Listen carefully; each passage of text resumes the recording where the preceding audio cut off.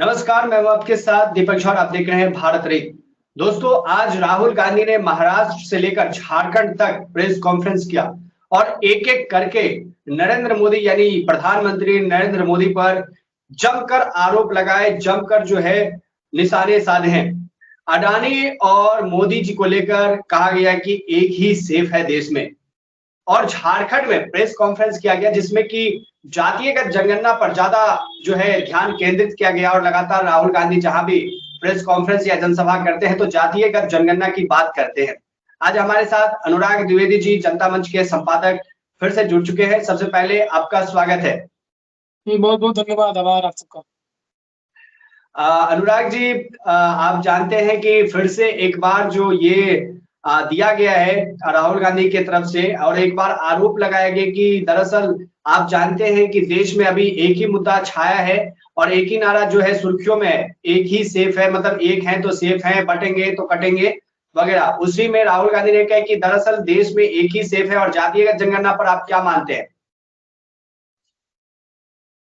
जी बिल्कुल, राहुल गांधी को हमने देखा एक जगह, वो चुनावी मंच से ही एक पोस्टर दिखा रहे थे। पोस्टर में लिखा था एक है तो सेफ है। उसके बाद उन्होंने कहा कि मोदी, अमित शाह और अडानी ये लोग सेफ हैं। तो कहीं ना कहीं से राहुल गांधी का एक है तो सिर्फ है जैसे नैरेटिव को जिस तरीके से एक प्रधानमंत्री का जैसे वो चलाते हैं, सबका साथ सबका विकास सबका प्रयास, तो कहीं ना कहीं से एक ऐसा वो एक है तो सेफ है, क्योंकि इसको कहा जा रहा है कि ये समानांतर है योगी आदित्यनाथ के बटेंगे तो कटेंगे। क्योंकि अब वो प्रधानमंत्री है तो अपने ही मुख्यमंत्री की किसी बात को फॉलो न करते हुए कुछ नया वो लाए हैं, एक है तो सेफ है। और उसी के तले राजनीति करते हुए, राजनीति चमकाते हुए राहुल गांधी ने इस बात को कहा कि जो एक है तो सेफ है, तो उसमें कौन लोग सेफ है? अमित शाह सेफ है, अडानी सेफ है। तो देखिए, कहीं ना कहीं से राहुल गांधी भी इसका तोड़ निकालने का प्रयास कर रहे हैं। हमेशा से चुनाव मंच में पिछले कुछ सालों से देखा जाए तो राहुल गांधी नरेंद्र मोदी के सामने मजबूती से खड़े हुए नजर आते हैं, और खास करके उन मुद्दों पे, ऐसी मुद्दा अगर समाज में आती है जो बीजेपी एक बड़ा नैरेटिव सेट करना जिस मुद्दा से चाहती है, उसके बाद राहुल को वो करते हैं और कुछ दूसरा लाते हैं उसके सामने, ताकि वो मोदी का नैरेटिव खत्म हो जाए। और इसको लेकर काफी जगहों पे उनको फायदा भी हुआ है। कई जगहों के उपचुनाव में, कई जगहों के चुनाव में, जैसे उत्तर प्रदेश में लोकसभा के चुनाव में काफी जगहों पे उनको फायदा हुआ। तो कहीं ना कहीं से वो ये एक सेट नैरेटिव को खंडन करने के लिए एक नया चीज लेके आते हैं जो मोदी के सामने खत्म हो जाए या फिर उनका इक्का ना चल पाए। लेकिन आज जातीय जनगणना के ऊपर आपका सवाल। जी, जी जातीय जनगणना के ऊपर आपका जो सवाल है, तो मेरे हिसाब से अगर मैं अपना पर्सपेक्टिव रखना चाहूँ तो जातीय जनगणना बिल्कुल ही बेकार है। और कोई ऐसी बात नहीं है जिसमें जिसमें मतलब बहुत बड़ा चीज इससे हो जाएगा जातीय जनगणना से। और जातीय जनगणना नहीं है, ये जातीय सर्वे, जातिगत सर्वे। तो जातिगत सर्वे कराने का क्या फायदा है? अगर आप जातिगत सर्वे कराना चाहते हैं तो इसमें आप क्या दर्शाना चाहते हैं? अगर आप कहते हैं कि जो हमेशा से अत्याचार होता आया है, किन्हीं लोगों पे अत्याचार हुआ है, अब पुरानी चीजों को आप लेकर ढोते हैं, समाज में एक नई विवादास्पद चीजों को आप सामने रखते हैं। एक जगह पे आप कहते हैं कि बिहार में जमीन सर्वे हो रहा है तो इससे भाई भाई में तकरार होगा या फिर रिश्तेदारों में तकरार होगा। जमीन सर्वे के मामले में ये बात कहते हैं। जातिगत सर्वे जब होगा तो इसमें तो जाति जाति के बीच में मतभेद होंगे कि इन जातियों की जनसंख्या अधिक है तो इनकी संख्या अधिक है, तो ये आपस में ही भिड़ेंगे, भैया हम तो बड़ी आबादी में हैं, हम देश में इतने परसेंटेज पे हैं। तो कहीं ना कहीं से इसके बहुत सारे नुकसान भी सामने आ सकते हैं। जातिगत सर्वे के अनुसार मुझे नहीं लगता है कि सही चीज है, होना चाहिए। हाँ, जो एक आप आर्थिक आधार पर जातिगत सर्वे कराएं कि किस तरीके से लोग जो पिछड़े वर्ग के लोग हैं उनका उत्थान किस तरह से किया जाए, उन सभी चीजों को लेकर अगर आप कराते हैं तो ये अच्छा रहेगा, ये चीज अच्छी रहेगी। जी, जहां हम 21st सेंचुरी में जी रहे हैं और वहां पर हम जातीय की बात करते हैं। अनुराग जी, आज जब महाराष्ट्र में राहुल गांधी के द्वारा प्रेस कॉन्फ्रेंस किया गया तो उसमें तिजोरी लेकर वो आ गए। तिजोरी को इंग्लिश में सेफ बोला जाता है और इसी पर जो प्रवक्ता है बीजेपी के संबित पात्रा, उन्होंने कहा कि दरअसल उनके नजर में जो सेफ का मतलब होता है वो लेकर आ गए, तिजोरी लेकर आ गए। इस तिजोरी में से जो उन्होंने निकाला खोलकर, उसमें से अडानी की तस्वीर और मोदी जी की तस्वीर को निकाला। कहा गया कि एक ही सेफ है। इस दृश्य और इस बयान को आप कैसे देखते हैं?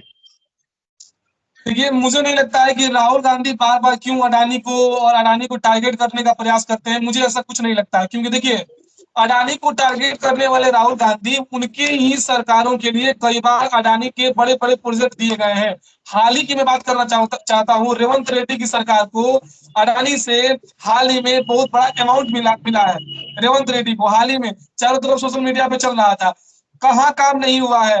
वो पश्चिम बंगाल में ममता बनर्जी के साथ में उनका इंटरव्यू सुन रहा था अडानी का, उन्होंने कहा कि मेरा प्रोजेक्ट तो ममता बनर्जी के साथ भी चल रहा है, मेरा मेरा प्रोजेक्ट तमिलनाडु में भी चल रहा है, मेरा प्रोजेक्ट वहां पे रेवंत रेड्डी के साथ भी चल रहा है, नीतीश कुमार के साथ भी चलेगा। तो 100 सबके करोड़ के साथ अडानी का आसपास, प्रोजेक्ट जिस चलता है। आप तेलंगाना की बात कर रहे हैं, मुझे लगता है कि मैं यदि सही हूं तो 100 करोड़ के आसपास जो है चैरिटी के लिए दिया गया जी था। बिल्कुल, जी बिल्कुल, इसी तरह का अमाउंट, बड़ा अमाउंट एक रेवंत रेड्डी को दिया गया। तो अडानी ने एक इंटरव्यू में कहा कि मैं तो सबके साथ काम करता हूँ, राहुल जी है थोड़ा सा पॉलिटिकल है तो कुछ बोल देते हैं, अडानी भी बस इसमें नजर आए। लेकिन किस तरीके से अडानी को बार बार टारगेट करते हैं राहुल गांधी, मुझे नहीं लगता है उनके अपने समय का, उनके जो सरकारें रही है उस दौर का भी चीजें याद करना चाहिए। मैं यहाँ पे भाजपा का प्रवक्ता बनकर नहीं बैठा हूँ, लेकिन मैं चीजों को स्पष्ट करना चाहता हूँ कि उनके समय की सरकारों ने भी उद्योगपतियों और पूंजीपतियों से उनका संपर्क रहा है। लेकिन अब जब रहा है, अब अडानी अगर गुजरात से आते हैं, इस कारण से अगर आप उनका विरोध कर रहे हैं तो फिर तो गलत है, फिर तो आप जातिगत सर्वे कराने के लायक भी नहीं है, आप उसके लिए भी उचित व्यक्ति नहीं है कि आप जातिगत सर्वे की बात करें। अगर अडानी सिर्फ गुजरात से है या फिर गुजरात से कोई आकर आगे बढ़ रहा है, फिर नरेंद्र मोदी के आप इतने विरोधी होते जा रहे हैं कि अब एक खास वर्ग या खास भौगोलिक क्षेत्र के अंतर्गत से आने वाले लोगों के लिए आपके मन में अगर विद्वेष है तो भैया आपका कल्याण राम करे, मैं तो कुछ नहीं कह सकता हूँ आपके बारे में। जी, अब जहां एक बार फिर से धारावी की बात आ गई है इस चुनाव में, इलेक्शन में, आप जानते हैं कि दुनिया में यदि मुंबई का नाम है इकोनॉमिस्ट शहर से जाना जाता है, तो उसी तरीके से स्लम्स में भी सबसे ज्यादा जो है धारावी का ही नाम आता है। अब उसके रीडेवलपमेंट के लिए जो है सरकार ने कदम उठाए हैं। इसमें भी बताया जा रहा है, राहुल गांधी की तरफ से आरोप है, दरअसल ये जो है टेंडर झोल मोल करके दिया गया है सरकार को, इसीलिए तोड़ा गया कि जिससे कि ये टेंडर अडानी जी को मिल जाए। देखिए, राहुल गांधी की किसी भी बातों का कोई भी तर्क नहीं होता है, इलॉजिकल चीजें होती हैं, ठीक है। अब उनका, अब चूंकि महाराष्ट्र में चुनाव है तो वो इस बात को कहते हैं डेवलपमेंट के लिए या फिर अडानी के लिए, जो भी चीजें आप बात कर रहे हैं, उससे पहले जिन जिन राज्यों में आपकी सरकारें हैं वहां पे क्या हो रही है उसके बारे में भी चर्चा करना चाहिए। आपके राज्यों में भी आप लोगों ने जो वादा किया था लोगों से, वो वादा पूरा कर पा रहे हैं नहीं पूरा कर पा रहे हैं, इसके बारे में राहुल गांधी और पूरी कांग्रेस को समीक्षा करना चाहिए। तो करना तो नरेंद्र मोदी सरकार को भी चाहिए, क्योंकि जो एकनाथ शिंदे की सरकार रही है, देवेंद्र फडणवीस की सरकार रही है, उससे पहले जो वो मुख्यमंत्री थे, तो आप लोगों ने कितना काम किया है धारावी के ऊपर या फिर पूरे महाराष्ट्र में, ये तो चुनाव में आपको पता लग जाएगा किसकी सरकार बनती है, ये स्पष्ट पता लग जाएगा। जो जनादेश जिसको मिलेगा, जाहिर सी बात है जनता उससे खुश है। तो कहीं ना कहीं से राहुल गांधी ये जो चुनावी बातें बोलते हैं ये सिर्फ चुनाव के समय बोलते हैं। ये भी एक ऐसे व्यक्ति है, जैसे मौसम में कुछ लोग निकलते हैं, बारिश के मौसम में कुछ निकल जाते हैं, वैसे ही ये भी है, चुनाव के मौसम में निकलते हैं, कुछ भी बोल के चले जाते हैं। आप मान के ये मानने को तैयार नहीं है, मतलब कि राहुल गांधी के लिए जो बोला जाता है लोगों के द्वारा कि आने वाले समय में हो सकता है कि देश के नेतृत्व के लिए ये जाने जाए, आप ये मानते हैं? देखिए, अभी संभावनाएं उनके पास है, उम्र भी उनके पास है, अभी काफी चांसेस मिल सकते हैं उनको और भी, तो हो सकता है जीते। लेकिन मुझे नहीं लगता है कि नरेंद्र मोदी जब तक है तब तक राहुल गांधी कुछ होगा, क्योंकि राहुल गांधी अपने पैर पे खुद कुल्हाड़ी मारते हैं। उनका राजनीतिक सलाहकार कौन है या फिर उनकी राजनीतिक स्ट्रेटजी कैसे बनती है, मुझे लगता है कि एक अच्छे व्यक्ति को रखना चाहिए, तब जाके उनका बेड़ा पार हो पाएगा। क्योंकि वो ऐसा चीज लेकर आते हैं सामने, उसको ना ही वो एक्सप्रेस कर पाते हैं, ना ही उस चीज का सही जो सेंस है वो मार्केट में या फिर लोगों के बीच पहुंच पाता है। तो कहीं ना कहीं से राहुल गांधी जी अभी उतने परिपक्व भी नहीं हुए हैं, लेकिन हाँ, अनुभव तो हुआ है और एक ऐसा व्यक्ति है जो लड़ सकता है लोगों से, ये पिछले कुछ सालों में दिखाया है राहुल गांधी। झारखंड चुनाव पे मैं आना चाहूंगा, 88 सीट है, मेजोरिटी के लिए 45 के आसपास चाहिए। आपको क्या लगता है कि इस बार जिस हिसाब से बीजेपी तैयारी कर रही है और खासकर चंपई सोरेन को लाकर बाबूलाल मरांडी जो काम कर रहे हैं, क्या लगता है कि क्या कर पाएंगे इस बार? बीजेपी कुछ बदलाव, बीजेपी में कुछ बदलाव, या बीजेपी झारखंड में सत्ता वापसी कर पाएगी, या फिर से हम वही देखेंगे इंडिया अलायंस को? सबसे अधिक अगर झारखंड में किसी कोई गुनाहगार रहा है झारखंड को पीछे करने में, तो वो सभी सरकारें रही हैं। लेकिन आपने पूछा कि इस समय क्या हो सकता है विधानसभा के चुनाव में, बड़े मुद्दे हैं इस बार।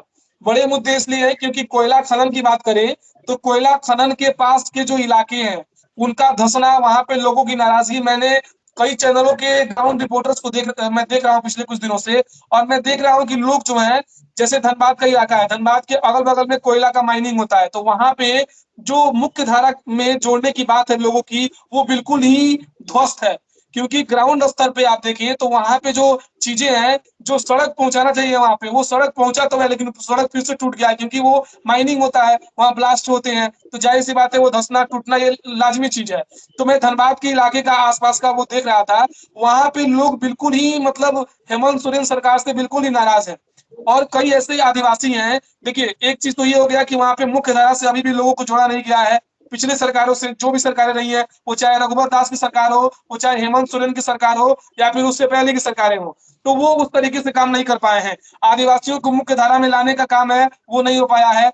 एक तो है कि ईसाई मिशनरियां वहां पे किस तरीके से कन्वर्ट कर रही हैं, और बांग्लादेशी जो जो रोहिंग्या लोग हैं, उनके वहां पे होने का एक बड़ा वहां पे बात चल रहा है, बड़ा मुद्दा चल रहा है। अब वो बीजेपी ने उस मुद्दे को किस तरीके से बुनाया है, आज तो आखिरी चरण के चुनाव का प्रचार थम गया है आज 5 बजे, लेकिन उसके बाद क्या होता है वो तो चुनाव के बाद जो परिणाम आएंगे तो पता लग जाएगा। लेकिन भाजपा अगर इसको अच्छे तरीके से बुनाते हुए नजर आई है, तो वो जीतेगी।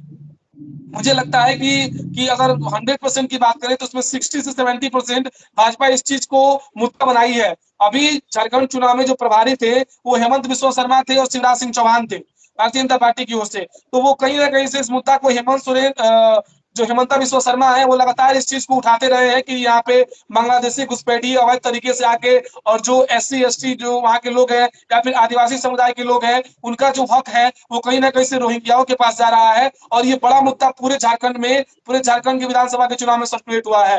हो सकता है कि भाजपा को इस बार फायदा हो, इसमें चांसेस 60% के हैं और 40% JMM के हैं। लेकिन वहां पे तमाम मुद्दे हैं जिसको लेकर झारखंड की जनता इस बार वोट करने जा रही है, इस बात को आप स्पष्ट समझ लीजिए। असम के जो मुख्यमंत्री हैं, आपने उनका जिक्र किया है, हेमंत बिस्वा शर्मा का। वो झारखंड में जाके कहते हैं कि दरअसल यहाँ पर बांग्लादेशी घुसपैठ हो रहा है, बांग्लादेशी रोहिंग्या मुसलमान आ रहे हैं। लेकिन अनुराग जी, ये जो मुद्दा है ये तो सेंटर का मुद्दा है, ये स्टेट असेंबली में कब से होने लगा? ये स्टेट असेंबली में बात दरअसल ये है कि वो बार बार इस चीज को कहते हैं कि जो ये लोग आए हैं, तो इनके आने की वजह से जो आदिवासी लोग हैं, जिनको जिनको उनका हक मिलना चाहिए था, या फिर जो सरकार की सुविधाएं उन तक पहुंचती है, वो बढ़ जाती है।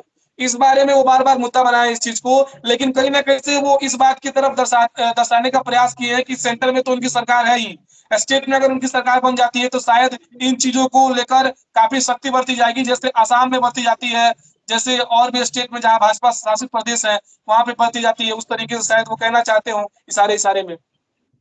जी, आपने सही कहा। ये तो आने वाले वक्त में बताएगा कि जनता किस बात पर भरोसा करती है। बहुत बहुत धन्यवाद अनुराग जी। जी बहुत बहुत धन्यवाद।